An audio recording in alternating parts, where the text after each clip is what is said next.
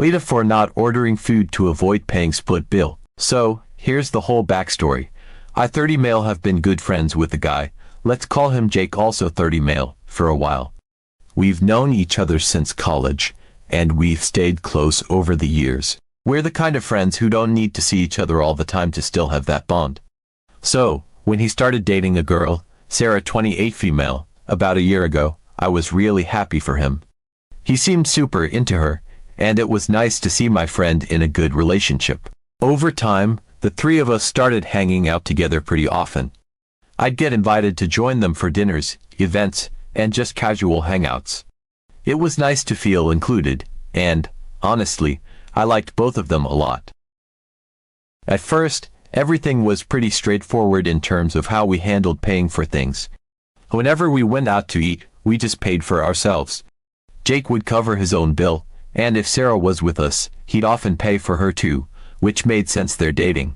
I'd pay my own way, it's just how we did things. This unspoken arrangement worked well for everyone, and I never really thought twice about it.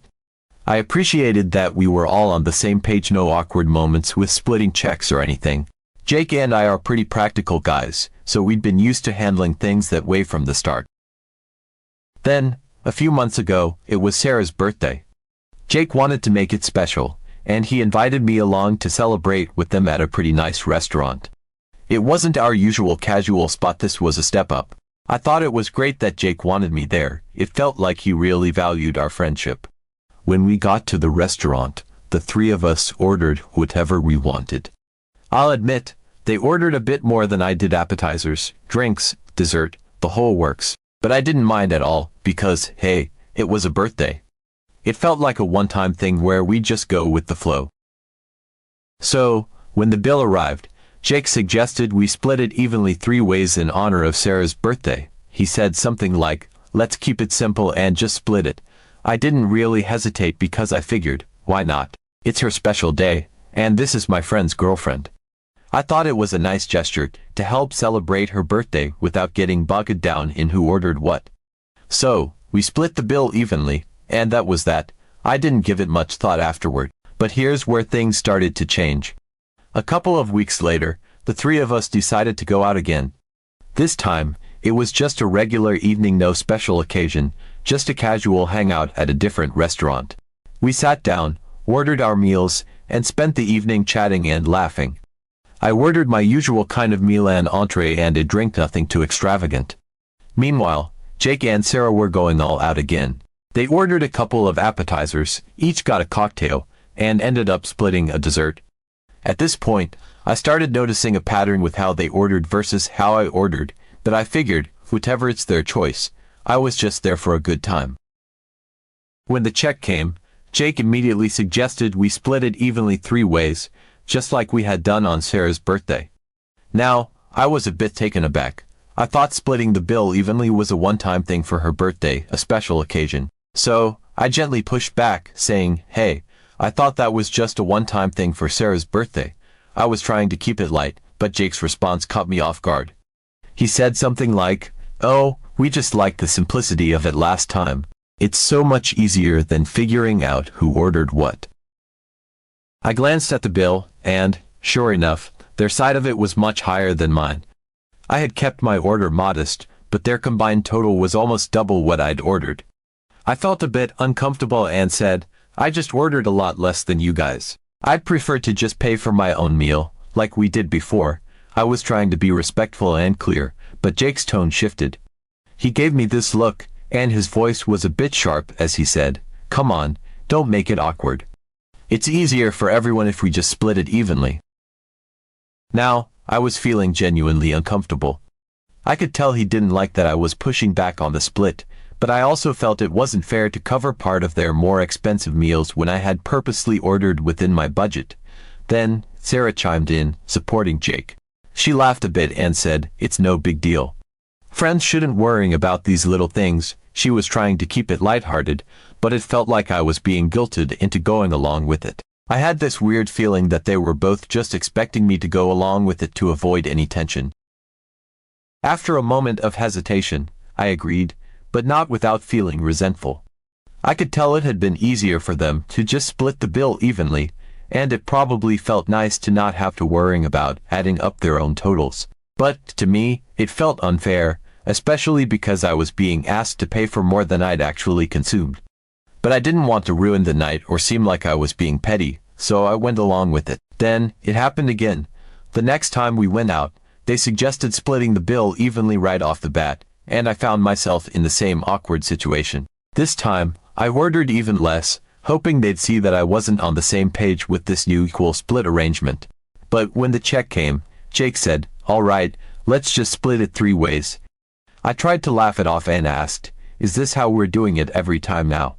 Sarah looked at me and said, "Yeah, it's so much simpler. We're all friends here, right?" I felt trapped. They were both looking at me, expecting me to just go along with it again. I didn't want to be the difficult one, but I also felt like they weren't respecting my boundaries. This wasn't how we had started, and I missed the simplicity of just paying for my own food without any pressure. But I could see that if I said no, it would create tension, and I valued our friendship. So now, here I am, wondering if I'm the asshole for wanting to go back to our original arrangement. It's not about the money, it's about feeling pressured into paying for things I didn't order and not being listened to. Part of me thinks I should just let it go to keep the peace, but another part of me feels like this situation is fundamentally unfair. Am I overthinking this, or am I justified in feeling like I should only pay for my own meal, like we did before? Update 1. Alright, so here's the continuation. About a week after that last uncomfortable dinner, I get a message from Jake. He tells me that he and Sarah are starving and asks if I want to join them at a restaurant that evening. Right away, I had a gut feeling that we were heading down the same road again. I mean, every time we'd gone out recently, the whole splitting the bill evenly thing kept coming up, and I was getting pretty tired of being pressured into it. I felt like I wasn't being heard, and it was starting to bother me more and more. But here's the thing, I didn't want to flat out say no and look like I was avoiding them. I value my friendships, and I didn't want to cause a rift, so I agreed to go, but I made a little plan of my own. That evening, I decided to eat a full meal before meeting up with them. I'm talking about the kind of meal that leaves you feeling completely stuffed. I figured, if I'm already full, then I won't have to order anything, which means I won't have to deal with splitting a bill for food I didn't even eat. This way, I could still hang out with them without feeling like I was being taken advantage of. When I arrived at the restaurant, I felt pretty confident in my plan. I was stuffed, and there was no way I'd be tempted to order anything. We sat down at the table, and right away, Jake and Sarah started looking over the menu, clearly starving and excited to order. I just sat there, sipping on a glass of water, feeling content and genuinely not hungry. They both ordered pretty much right away, going for appetizers, entrees, drinks, the whole shebang. It was like watching the same scene play out, except this time I was prepared. Eventually, Jake noticed that I wasn't ordering anything and looked a bit surprised. He asked me, almost incredulously, why I wasn't ordering, and I just casually told him that I'd eaten before coming and wasn't hungry. I assured him that I was just there to enjoy their company, nothing more. I could tell he was a bit thrown off by this. I mean, it probably seemed weird to him that I'd come to a restaurant already full, but I played it off, saying I'd just been really hungry earlier and decided to eat beforehand. He seemed confused but didn't push it too much, so I figured I was in the clear. Jake and Sarah's food eventually arrived, and they dove in, clearly enjoying their meal. I just sat there, smiling and chatting with them, sipping my water. They offered me some bites of their food here and there, but I politely declined, sticking to my plan. I didn't want there to be any room for misinterpretation. I wasn't eating, so there was no reason for me to chip in for the bill. I kept thinking to myself that maybe this was the only way to set a boundary with them. The meal went on, and I could feel an invisible shift in the air. Jake and Sarah were eating, laughing, and chatting as usual, but there was an underlying tension, almost like they were both vaguely aware of the fact that I wasn't participating in the meal. Every now and then, Jake would glance at me with a questioning look, maybe hoping I'd cave and order something small, even just a drink, but I stayed committed to my plan. I'd strategically position myself with just water in front of me, taking the occasional sip to at least look somewhat involved. I knew it looked odd, me sitting there with no food on the table, but I was prepared to ride out the awkwardness. As their dishes kept coming, Jake and Sarah seemed to be enjoying their meal without fully understanding why I wasn't joining in. I could see it start to sink in that I was serious about not ordering anything. Sarah even offered me a bite of her appetizer at one point, laughing lightly and saying, "Come on, at least try a little something." But I politely declined, sticking to my story about eating beforehand. I could see her trying to brush off the awkwardness with humor, but it was clear they were both caught off guard by my decision. When the main courses came, I could feel both their eyes on me as they began eating. Jake paused a couple of times, clearly on the verge of asking again if I was sure I didn't want anything, but he held back, probably sensing my resolve.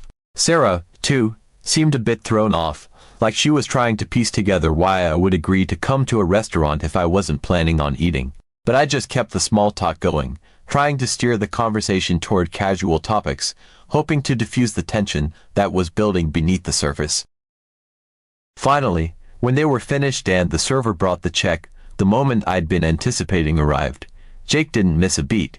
He reached for the bill and, just like clockwork, suggested we split it. I could feel my heart race slightly, but I kept my cool, calmly sitting back and not making a move. They both paid their parts without a second thought, then looked expectantly at me, waiting for my contribution. But I didn't reach for my wallet. I sat there, feeling the weight of their stares, but I stayed resolute. I could see the confusion flicker across Jake's face, his eyes narrowing slightly as he processed what was happening. After a beat, he finally asked, genuinely puzzled, why I wasn't putting in any money. I looked back at him calmly and explained, as tactfully as I could, that since I hadn't ordered anything, I didn't see a reason to pay. I pointed out that I was only there for their company and that I hadn't eaten anything, so it didn't make sense for me to contribute to a meal I hadn't participated in. As I explained, I watched Jake's expression shift. His initial confusion turned to mild frustration, and I could see him struggling to understand or maybe just not wanting to accept what I was saying. Sarah sat quietly, but the look on her face said it all. She was clearly uncomfortable with the direction things were going. Jake, still processing, finally said something about how we're friends and how it should be no big deal to split things evenly, especially since we'd done it before. There was an implication in his tone, like I was the one making things awkward by refusing to chip in. He seemed genuinely put off by the fact that I wasn't automatically agreeing to this simpler way of handling the bill. I could tell that, in their minds, this arrangement was supposed to be seamless and easy. But I felt the tension building between us, and I could feel the silent judgment behind their stares, like I was somehow being petty or difficult.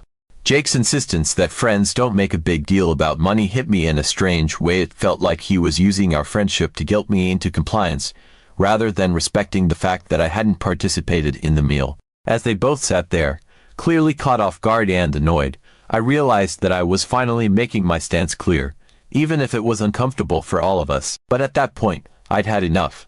I calmly told him that friends respect each other's boundaries, and I wasn't comfortable splitting the bill when I hadn't ordered anything. I wasn't about to keep paying for food I didn't eat, especially after making my position clear. I thanked them for inviting me and got up to leave. I could see the look of surprise and maybe even a little anger on their faces as I walked out. I knew they hadn't expected me to stand up for myself like that.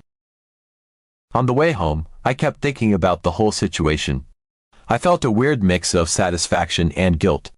Part of me was glad that I finally took a stand, but another part of me wondered if I'd overstepped somehow. I started questioning if I'd handled it the right way or if I'd just alienated two of my closest friends over a dinner bill. Update 2. A day after that uncomfortable restaurant visit, I got a message from Jake. I'd been half expecting something, but actually seeing his name pop up on my screen gave me this odd mix of dread and anticipation. He didn't waste any time getting straight to the point. According to him, the way I'd acted at the restaurant was out of line. He said it wasn't what friends do to each other, that friends don't pull stunts like eating before a meal out. The way he worded it made it sound like I'd somehow betrayed some unspoken code of friendship by daring to show up at a restaurant without ordering anything. He went on to say that now it was obvious to him why I'd eaten beforehand. The way he phrased it made it sound as if I'd orchestrated some elaborate plan to ruin their evening by daring to sit there with just a glass of water.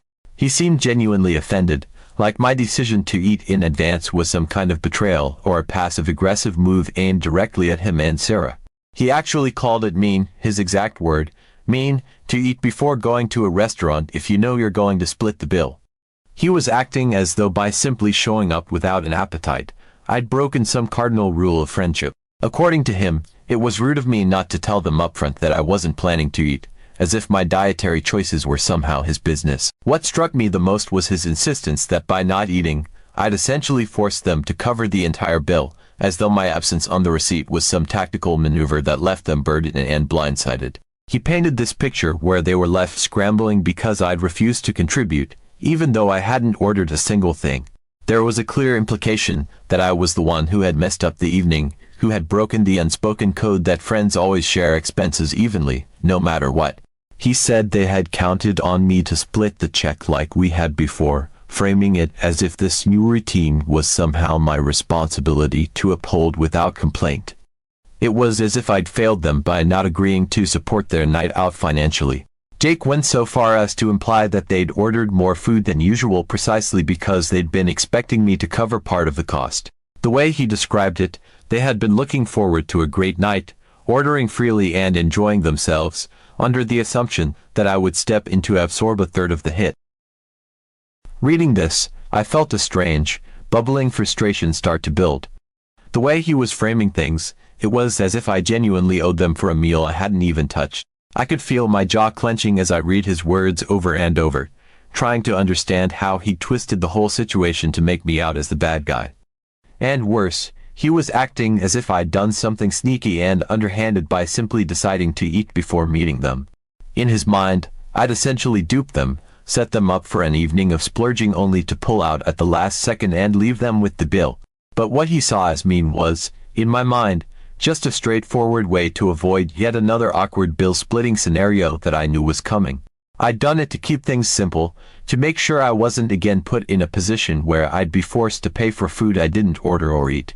Yet, in Jake's view, I had plotted this somehow with malicious intent, as though I'd spent my afternoon calculating how best to teach them a lesson or make some silent protest. Nothing could have been further from the truth, but the way he was seeing it, I was the one who'd broken our friendship code. But the more I read his words, the clearer it became that Jake saw my actions as a personal insult or even a betrayal. To him, my choice to sit there and not eat was some symbolic gesture meant to undermine him and Sarah, an affront to our friendship because I hadn't blindly gone along with the easy way they decided was our new normal. It didn't seem to matter to him that we never even discussed this new arrangement. It didn't matter that, up until recently, we'd all just paid for our own meals without issue. All he saw was that I wasn't supporting their vision of what a simple evening out should be, and that to him was enough to brand me as uncooperative, maybe even selfish. I couldn't believe that he was so fixated on his own perception of fairness that he couldn't even consider my perspective, as though he were blind to the fact that it might feel unfair on my end, too. He made it sound as if I'd ruined the evening, that by not participating, I'd somehow thrown a wrench in their plans for a fun night out. But here's the thing that got under my skin. They had assumed from the start that I'd just fall in line and pay. They'd planned the entire evening with that assumption, ordered with that assumption, and now here was Jake, acting as if I'd let them down by not holding up my end of this unspoken deal. It struck me as incredibly unfair. Like he was shifting the responsibility for their spending choices onto me. They hadn't even asked me if I was okay with the split, hadn't mentioned beforehand that they'd be expecting me to cover a third of their bill. It was all just assumed, like it was a given. Like my role in the evening was to support their night out financially, whether I participated in the meal or not. So, I took a moment to calm down and started typing out my reply.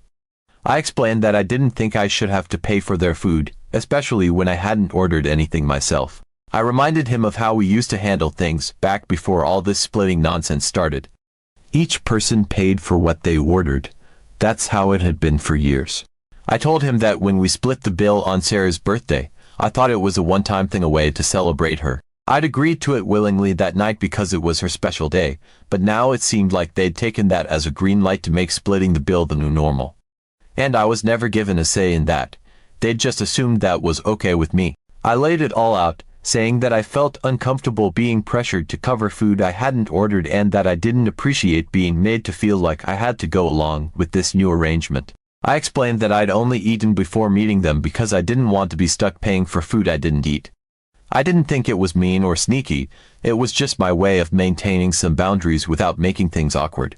I made it clear that I wasn't comfortable with this new way of handling bills and that from now on, I'd only be paying for what I ordered, like we'd always done in the past. Jake's response came pretty quickly, and I could tell he wasn't happy. He didn't seem to understand why I was making such a big deal out of something he saw as a convenient way of handling things. To him, splitting the bill evenly was a simple solution, and he couldn't wrap his head around why I was resisting it. He seemed genuinely baffled that I wouldn't just go along with it, like he saw it as some kind of betrayal that I wasn't willing to share the cost equally with them. He implied that I was somehow ruining the vibe by refusing to just be a friend and split things. I could tell he was disappointed, maybe even a bit hurt, that I wasn't willing to just go along with what he thought was a fair setup. But I couldn't shake this feeling of resentment. I felt like he was ignoring my perspective entirely and only seeing it from his own point of view. In his mind, I was the one being difficult, the one causing the problem. But from where I stood, they were the ones changing the rules on me and then acting like I was the bad guy for not playing along. It seemed like Jake was so fixated on this idea of friendship meaning splitting everything evenly that he couldn't see how unfair it was to expect me to cover their orders just because they wanted an easier way to pay. The whole situation left me feeling frustrated and disappointed. I valued our friendship, but it felt like he was pushing me into a corner, trying to guilt me into doing something that I fundamentally disagreed with. It made me question how much he actually respected my boundaries and if he even cared that I was uncomfortable with this new arrangement. It wasn't about the money for me, it was about feeling respected and not being pressured into paying for something I hadn't agreed to. Now I have decided for myself that in the future I will only pay for my account, and they can decide for themselves whether to be offended by it or not.